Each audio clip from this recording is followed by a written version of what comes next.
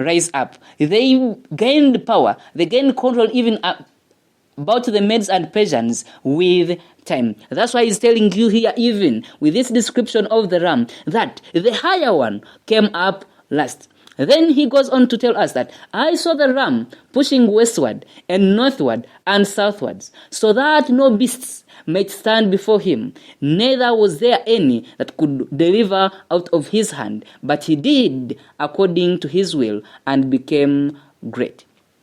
God reveals all this information to Daniel, who witnessed the rise or the reign and the destruction of the Babylonian Empire, even reigned in this second kingdom of the Medes and the Persians.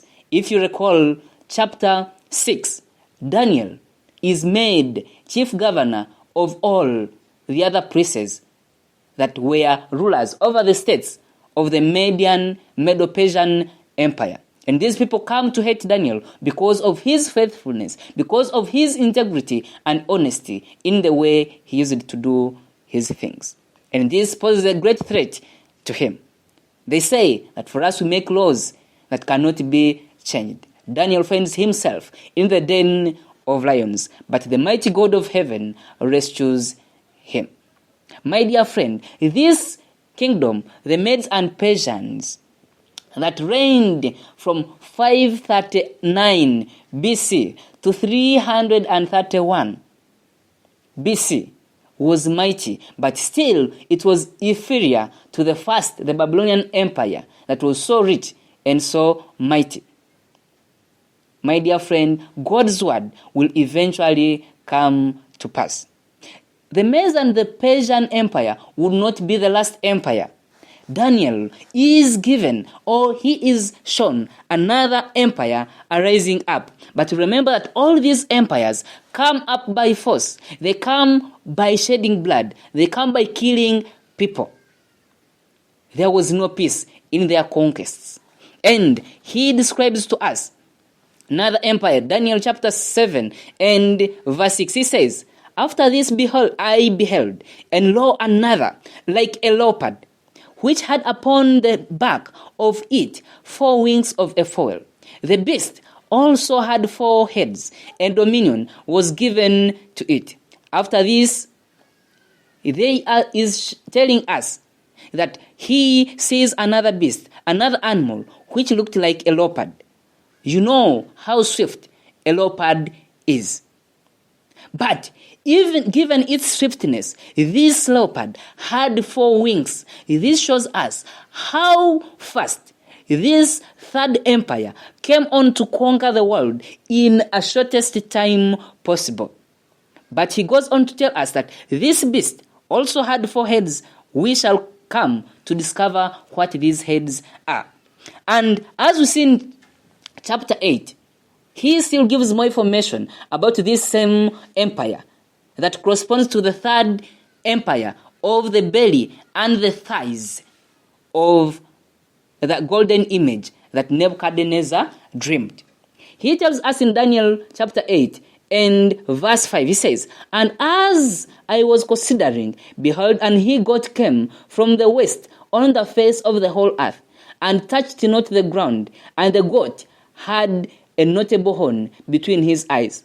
And he came to the ram that had 2 horns, which I had seen standing before the river, and ran unto him in the fury of his power. And I saw him come close unto the ram, and was moved with choler against him, and smote the ram, and brake his 2 horns, and there was no power in the ram to stand before him. But he cast him down to the ground, and stamped upon him, and there was none that could deliver the ram out of his hand. Therefore the he-goat waxed very great, and when he was strong, the great horn was broken, and for it came up 4 notable ones toward the 4 winds of the earth. My dear friend, God describes on the history of the rise and fall of these great empires.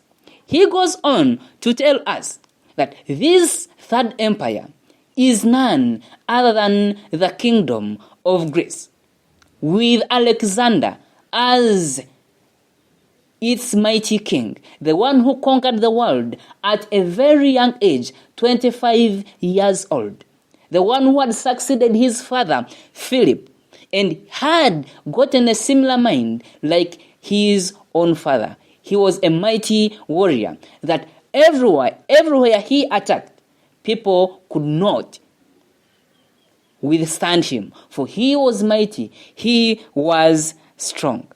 My dear friend, God knows the end from the beginning. You may ask me that how do you know? But he goes on to give an interpretation of it. In Daniel chapter 8, verse 20 says, "The ram which thou sawest, having two horns, are the kings of Media and Persia." He tells us that the ram, or the second kingdom after the Babylonian kingdom, would be that of the Medes and Persians, which was represented by the ram, which is represented by the bear. And he tells us that in verse 21, "And the rough goat is the king of Grecia, and the great horn that is between his eyes is the first king. Now that being broken, whereas four stood up for it, 4 kingdoms shall stand up out of the nation, but not in his power."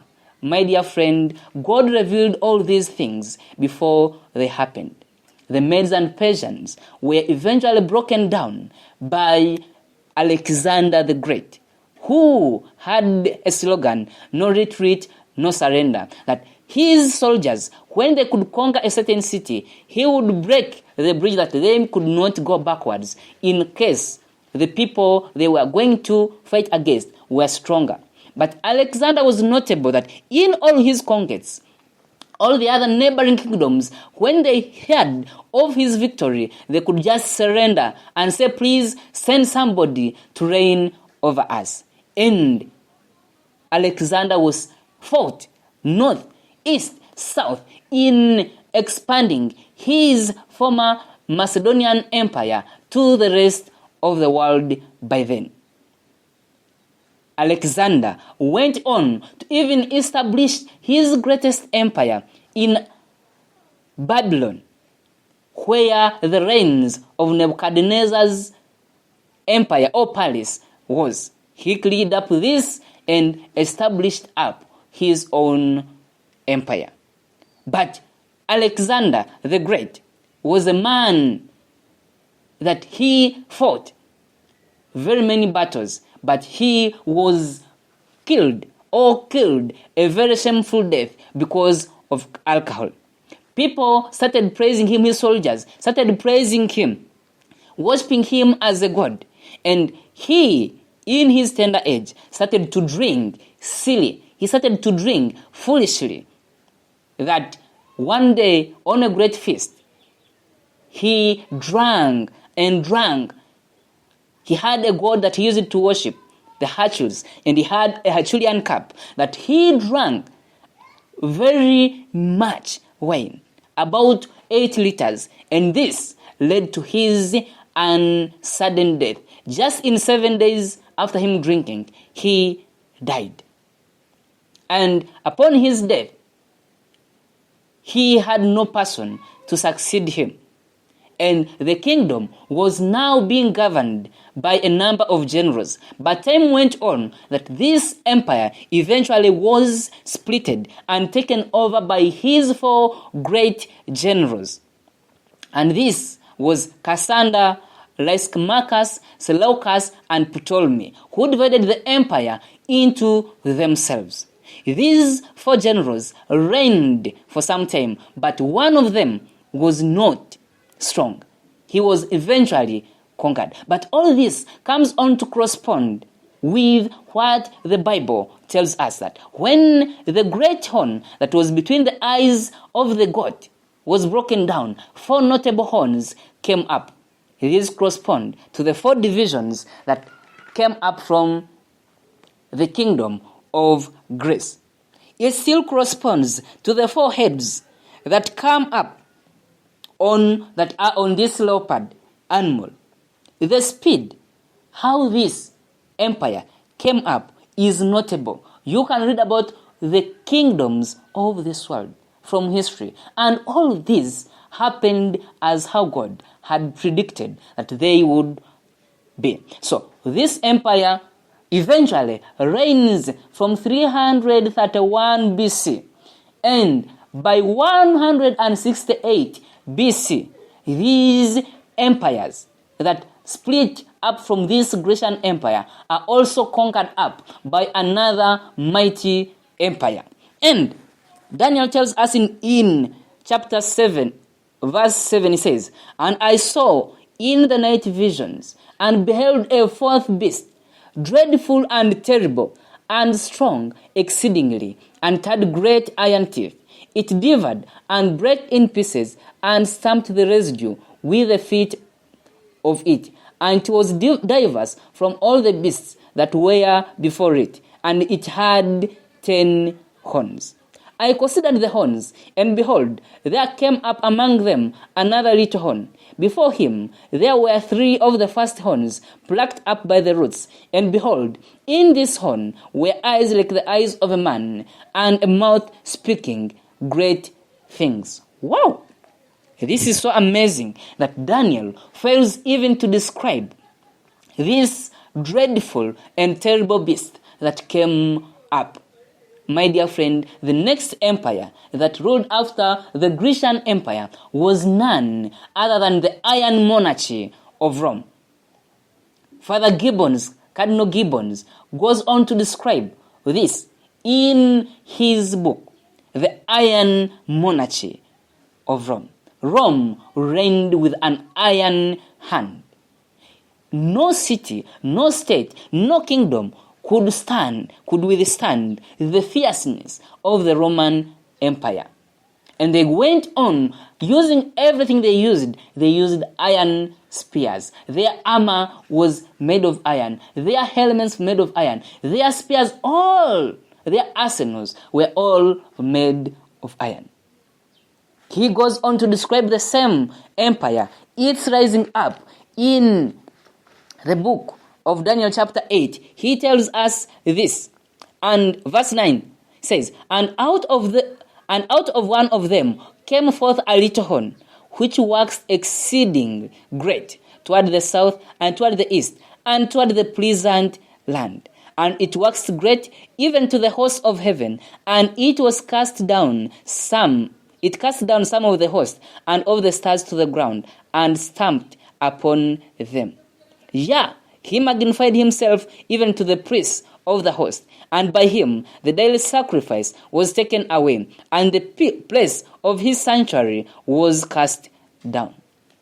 God gives us the information right away from the time of Nebuchadnezzar up to the end of this universe. I would like to invite you to join me for the next session in our message tomorrow, as we shall be going to discover more about this fourth kingdom, in which kingdom Jesus Christ, the Lamb of God, the Prince of Princes, the King of Kings, was born. But even as he was born, because it had been predicted, and Israel had been waiting for the promised Messiah, that Satan even tried to destroy him, to kill him at his birth, through one of the emperors of Rome, Herod the Great. I invite you that you join me as we go on to explore much more information about the time that we are living in. We have seen all these empires come to pass. The next glorious event I would like to tell you is God establishing up his eternal kingdom, where his saints will reign together with him. How I pray that you will be among those people who are patiently waiting for this eternal kingdom that Jesus Christ is going to establish on this universe. How I pray that you will wait for Christ and his coming kingdom, that we shall be among those that will partake of it. How I pray that you may patiently wait and watch for him. For he says, watch and pray. Behold, I come quickly, and I come as a thief. So keep watch, for you don't know what time the thief will come in the night. and we are not sure